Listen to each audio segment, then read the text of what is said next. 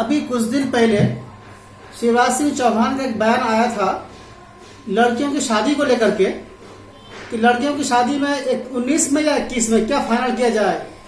भाई साहब मत पूछिए, पूरे एमपी में या पूरे इंडिया के अंदर, उधर यूपी से भी बवाल मचा हुआ है। एक टॉपिक मिल गया आम जनता को हर जगह डिस्कशन करने का। इसी टॉपिक पर हम बात करेंगे। हमारे साथ शमसुल हसन भाई उर्फ बल्ली साहब हैं, लोकल भोपाल के हैं। इन्हीं से जानते हैं भोपाल होने के नाते कि इन लोगों की मन में क्या है और क्या सोचते हैं। जी सर बताइए, क्या मन में है, क्या चल रहा है और क्वेश्चन सही है कि नहीं? बहुत देखिए, एक बात समझ लीजिए, ये प्रजातंत्र मुल्क है और यहाँ सबको आज़ादी है अपने मजहबों पर चलकर जीने की और बोलने की। तो मेरा ऐसा मानना है, मैं संयुक्त संघर्ष मोर्चा का स्टेट प्रेसिडेंट हूँ। यहाँ शादी का मसले की बात तो होना नहीं चाहिए थी। बेटी बचाओ बेटी पढ़ाओ जो आंदोलन माननीय मुख्यमंत्री का ऐवान है, उस पर अमल करें लोग, वो बेहतर है। शादी का तो माँ बाप पे छोड़ दें, बालिग होगी तो शादी होगी। जो आपने बालिग वोटर्स की जो आईडी के हिसाब से जो उम्र तय करी है शादी की, वो बेहतर उम्र है, उसमें शादी होना चाहिए। ये 18 जी 18 और 21 का जो है वो बेहतर। अब सोच रहे 21 कर दिया जाए, तो ये माइंड डिवाइड के लिए कर रहे हैं, टॉपिक बनाते हैं या सचमुच में लागू करने वाले हैं? नहीं, मेरे को मैं माननीय मुख्यमंत्री जी से कहना चाहूंगा कि शादी ब्याह के मुद्दों को ना ध्यान देते हुए मध्य प्रदेश के विकास पे ध्यान दें। तो मध्य प्रदेश को सही दिशाएं आपके नेतृत्व में, आपकी सदारत में मिले, वो बेहतर रहेगा। बेटी पढ़ाओ बेटी बचाओ आपका जो मिशन था वो सक्सेस है, उस पे और अब उसको और अमली जामा पहनाते हैं तो यकीनन और बहुत फेमस होगा। ये पूरे देश में फेमस है।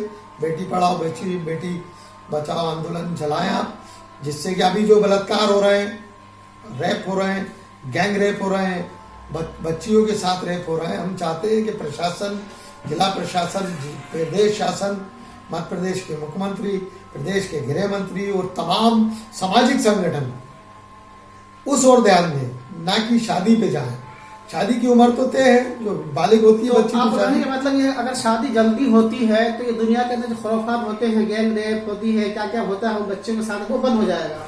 भाई निगाह बच्चे की जिम्मेदारी जितनी सरकार की जिम्मेदारी है, उससे कहीं अधिक जिम्मेदारी परिवार में माँ बाप की, बहन भाइयों की बनती है कि हमारी बच्ची क्या कर रही है, किससे बात कर रही है, फोन एंड्रॉइड लिए हुए तो किससे बात कर रही है, हमें ये मालूम होना चाहिए कि हमारी इस बच्ची स्कूल जा रही है, कॉलेज जा रही है, तो हमें मॉनिटरिंग, माँ की जिम्मेदारी है, बाप की जिम्मेदारी है और परिवार के लोगों की जिम्मेदारी है, उसकी मॉनिटरिंग करें, उससे बात करें, जिससे कि ये जो बलात्कार हो रहा है, ज्यादा ढील देने से, ज्यादा शे देने से ये माहौल बिगड़ता जा रहा है।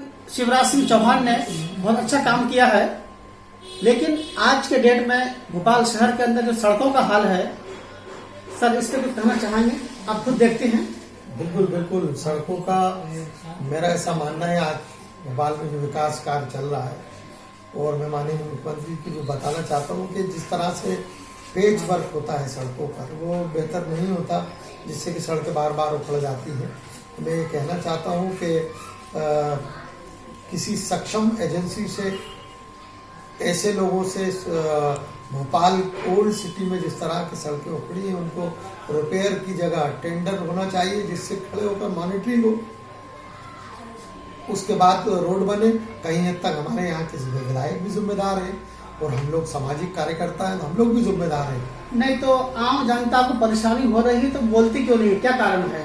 देखिए, जनता बोल बोल के थक चुकी है। एक भोपाल, नया भोपाल ड्रीम गर्ल है, एक भोपाल पुराना भोपाल कादर खान की तरह है, खोड़दोड़ा खोतरा सा, और एक भोपाल ड्रीम गर्ल हेमा मालिनी की तरह है, बिल्कुल चिकना, इधर से गाड़ी। वो कौन सा एरिया है?